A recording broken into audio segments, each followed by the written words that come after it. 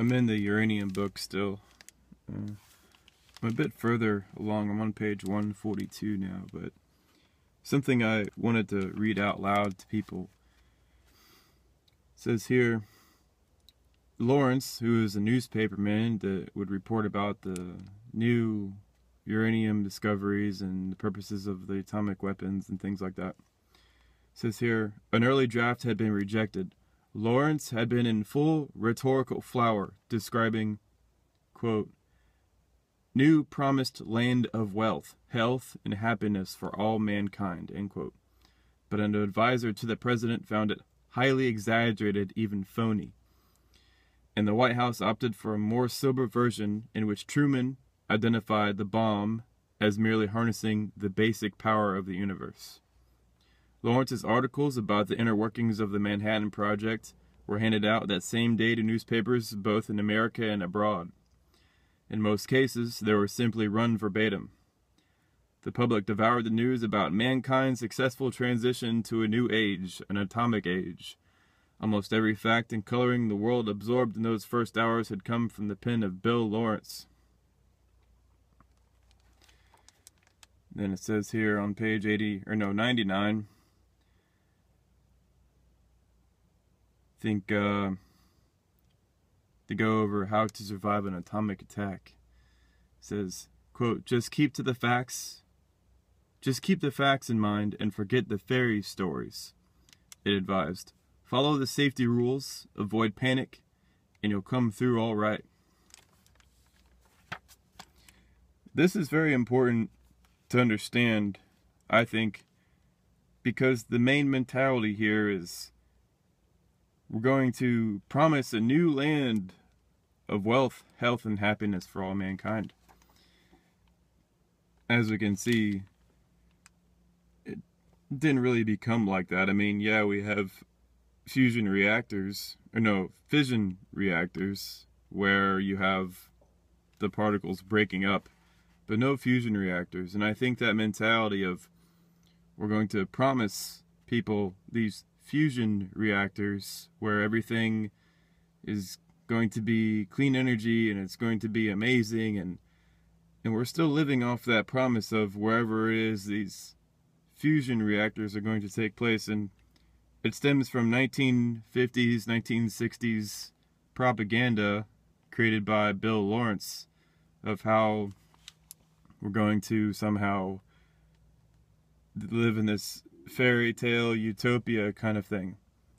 But the truth is that producing energy is incredibly difficult.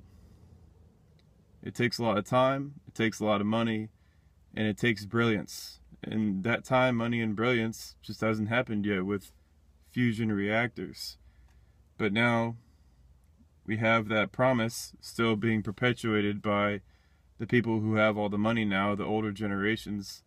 Yet they haven't yet realized that they're living in a fairy tale that came about in the beginning of the 1950s with the atomic age. If they want to produce energy, they have to be more realistic. So this ITER that they're building in Europe, it's based off of wishful thinking. That's all it is. And that wishful thinking stems back 60, 70 years ago of how some fusion reactor is going to make everything better. It doesn't work like that. What they should do is similar to the book How to Survive an Atomic Attack. What they should do is just keep the facts in mind and forget the fairy stories. The fusion model of stars is a fairy story, believe it or not. It's a lie so big that nobody questions it inside of institutional, organizations, universities, professors around the world. Everybody believes in the fusion model of stars. Everybody believes that fusion is this really hot thing that somehow creates matter. But the fairy story perpetuates. The wishful thinking perpetuates. They don't want to take a more sober approach.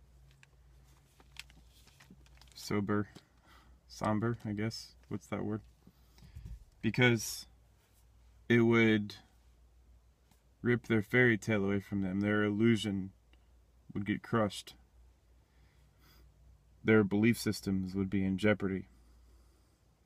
But here I'm to tell people that the history of things, of why we believe what we believe, stems all the way back to the atomic age, when nuclear weapons were first, invented.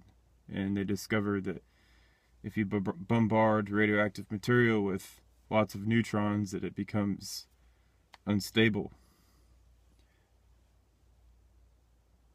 So just keep that in mind. The mentality of a generation perpetuates over many, many decades. Yet, when you make science discoveries and you figure out new ways of doing things, that has to battle with that generational mentality that's been perpetuated over many decades. That's why it's so hard for an actual revolution to take place. Is because now that those people that believed in the fairy tale, they're the ones that are in charge now, and they get to decide where the money goes.